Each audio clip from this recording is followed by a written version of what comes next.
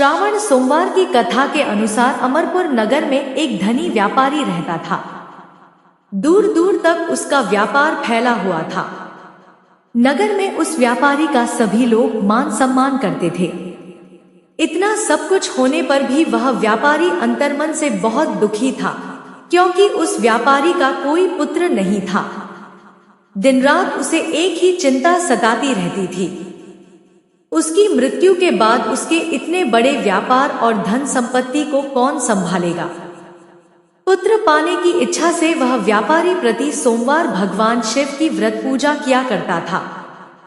सायंकाल को व्यापारी शिव मंदिर में जाकर भगवान शिव के सामने घी का दीपक जलाया करता था। उस व्यापारी की भक्ति देखकर एक दिन पार्वती जी ने भगवान शिव से कहा, हे प्राणनाथ, यह व्यापारी आपका सच्चा भक्त है।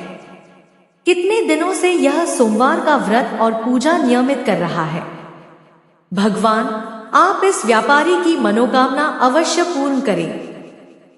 भगवान शिव ने मुस्कुराते हुए कहा, हे पार्वती, इस संसार में सबको उसके कर्म के अनुसार फल की प्राप्ति होती है। प्राणी जैसा कर्म करते हैं उन्हें वैसा ही फल प्राप्त होता है। इसके बावजूद पार्वती जी नहीं मानी। उन्होंने आग्रह करते हुए कहा, नहीं प्राणनाथ, आपको इस व्यापारी की इच्छा पूरी करनी ही पड़ेगी। यह आपका अनन्य भक्त है। प्रति सोमवार आपका विधिवत व्रत रखता है और पूजा अर्चना के बाद आपको भोग लगाकर एक समय भोजन ग्रहण करता है। आपको इसे पुत्र प्राप्ति का वरदान देना ही होगा। पार्वती जी का इतना आग्रह देखकर भगवान शिव ने कहा, तुम्हारे आग्रह पर मैं इस व्यापारी को पुत्र प्राप्ति का वरदान देता हूँ, लेकिन इसका पुत्र 16 वर्ष से अधिक जीवित नहीं रहेगा। उसी रात भगवान शिव ने स्वप्न में उस व्यापारी को दर्शन देकर उसे पुत्र प्राप्ति का वरदान दिया और उसके पुत्र के 16 वर्ष तक जीवित रहने की बात भी बताई। भगवान के वरदान से व्यापारी को खुशी तो हुई, लेकिन पुत्र की अल्पायु की चिंता ने उस खुशी को नष्ट कर दिया। व्यापारी पहले की तरह सोमवार का विधिवत व्रत करता रहा। कुछ महीने पश्चात उसके घर अति सुंदर पुत्र उत्पन्न हुआ। पुत्र जन्म से व्यापारी के घर में खुशियां भर गईं। बहुत धूमधाम से पुत्र जन्म का समारोह मनाया गया। व्यापारी को पुत्र जन्म की अधिक खुशी नहीं हुई, क्योंकि उसे पुत्र की अल्प आयु के रहस्य का पता था। यह रहस्य घर में किसी को नहीं मालूम था। विद्वान ब्राह्मणों ने उस पुत्र का नाम अमर रखा। जब अमर 12 वर्ष का हुआ तो शिक्षा के लिए उसे वाराणसी भेजने का निश्चय हुआ। व्यापारी ने अमर के मामा दीपचंद को बुलाया और कहा कि अमर को शिक्षा प्राप्त करने के लिए वाराणसी छोड़ आओ। अमर अपने मामा के साथ शिक्षा प्राप्त करने के लिए चल दिया।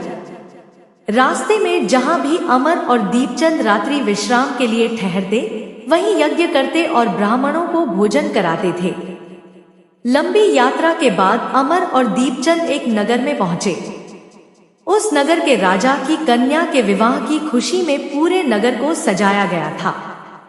निश्चित समय पर बारात आ गई, लेकिन वर का पिता अपने बेटे के एक आंख से काने होने के कारण बहुत चिंतित था। उसे इस बात का भय सता रहा था कि राजा को इस बात का पता चलने पर कहीं वह विवाह से इनकार न कर दे, इससे उसकी बदनामी होगी। वर के पिता ने अमर को देखा तो उसके मस्तिष्क में एक विचार आया। उसने सोचा, क्यों न इस लड़के को दूल्हा बनाकर राजकुमारी से विवाह करा दूं। विवाह के बाद इसको धन देकर विदा कर दूंगा और राजकुमारी को अपने नगर में ले जाऊंगा। वर के पिता ने इसी संबंध में अमर और दीपचंद से बात की। दीपचंद ने धन मिलने के लालच में वर के पिता की बात स्वीकार कर ली। अमर को दूल्हे के वस्त्र पहनाकर राजकुमारी चंद्रिका से विवाह करा दिया गया। राजा ने बहुत सा धन देकर राजकुमारी को विदा किया। अमर जब लौट रहा था तो सच नहीं छिपा सका और उसने राजकुमारी की ओढ़नी पर लिख दिया, राजकुमारी चंद्रिका, तुम्हारा विवाह तो मेरे साथ हुआ था। मैं तो वाराणसी में शिक्षा प्राप्त करने जा रहा हूँ। अब तुम्हें जिस नवयुवक की पत्नी बनना पड़ेगा वह कान्हा है। जब राजकुमारी ने अपनी ओढ़नी पर लिखा हुआ पढ़ा तो उसने काने लड़के के साथ जाने से इनकार कर दिया। राजा ने सब बातें जानकर राजकुमारी को महल में रख लिया। उधर अमर अपने मामा दीपचंद के साथ वाराणसी पहुंच गया। अमर ने गुरुकुल में पढ़ना शुरू कर दिया। जब अमर की आयु 16 वर्ष पूरी हुई तो उसने एक यज्ञ किया। यज्ञ की समाप्ति पर ब्राह्मणों को भोजन कराया और खूब अन्न वस्त्र दान किए। रात को अमर अपने शयन कक्ष में सो गया। शिव के वरदान के अनुसार शयनावस्था में ही अमर के प्राण पखेरु उड़ गए। सूर्योदय पर मामा अमर को मृत देखकर रोने पीटने लगा। आसपास के लोग भी एकत्र होकर दुख प्रकट करने लगे।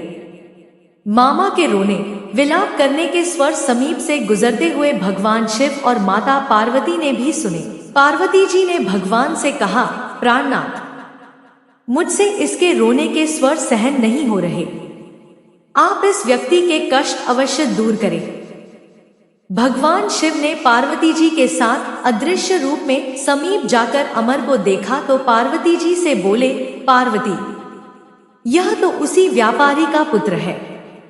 मैंने इसे 16 वर्ष की आयु का वरदान दिया था, इसकी आयु तो पूरी हो गई। पार्वती जी ने फिर भगवान शिव से निवेदन किया, हे प्राणनाथ, आप इस लड़के को जीवित करें, नहीं तो इसके माता पिता पुत्र की मृत्यु के कारण रो रो कर अपने प्राणों का त्याग कर देंगे। इस लड़के का पिता तो आपका परम भक्त है, वर्षों से सोमवार का व्रत करते हुए आपको भोग लगा रहा है। पार्वती जी के आग्रह करने पर भगवान शिव ने उस लड़के को जीवित होने का वरदान दिया और कुछ ही पल में वह जीवित होकर उठ बैठा। शिक्षा समाप्त करके अमर मामा के साथ अपने नगर की ओर चल दिया। दोनों चलते हुए उसी नगर में पहुंचे जहां अमर का विवाह हुआ था। उस नगर में भी अमर ने यज्ञ का आयोजन किया। समीप से गुजरते हुए नगर के राजा ने यज्ञ का आयोजन देखा। राजा ने अमर को तुरंत पहचान लिया। यज्ञ समाप्त होने पर राजा अमर और उसके मामा को महल में ले गया और कुछ दिन उन्हें महल में रखकर बहुत सा धनवस्त्र देकर राजकुमारी के साथ विदा किया। रास्ते में सुरक्षा के लिए राजा ने बहुत से सैनिकों को भी साथ भेजा। दीपचंद ने नगर में पहुंचते ही एक दूत को घर भेजकर अपने आगमन की सूचना भेजी। अपने बेटे अमर के जीवित वापस लौटने की सूचना से व्यापारी बहुत प्रसन्न हुआ। व्यापारी ने अपनी पत्नी के साथ स्वयं को एक कमरे में बंद कर रखा था। भूखे प्यासे रहकर व्यापारी और उसकी पत्नी बेटे की प्रतीक्षा कर रहे थे। उन्होंने प्रतिज्ञा कर रखी थी कि यदि उन्हें अपने बेटे की मृत्यु का समाचार मिला तो दोनों अपने प्राण त्याग देंगे। व्यापारी अपनी पत्नी और मित्रों के साथ नगर के द्वार पर पहुंचा। अपने बेटे के विवाह का समाचार सुनकर पुत्रवधू राजकुमारी चंद्रिका को देखकर उसकी खुशी का ठिकाना न रहा। उसी रात भगवान शिव ने व्यापारी के स्वप्न में आकर कहा, हे श्रेष्ठी, मैंने तेरे सोमवार के व्रत करने और व्रत कथा सुनने से प्रसन्न होकर तेरे पुत्र को लंबी आयु प्रदान की है। व्यापारी बहुत प्रसन्न हुआ। सोमवार का व्रत करने से व्यापारी के घर में खुशियां लौट आईं। शास्त्रों में लिखा है कि जो स्त्री पुरुष सावन के सोमवार का विधिवत व्रत करते और व्रत कथा सुनते हैं, उनकी सभी इच्छाएं पूरी होती हैं।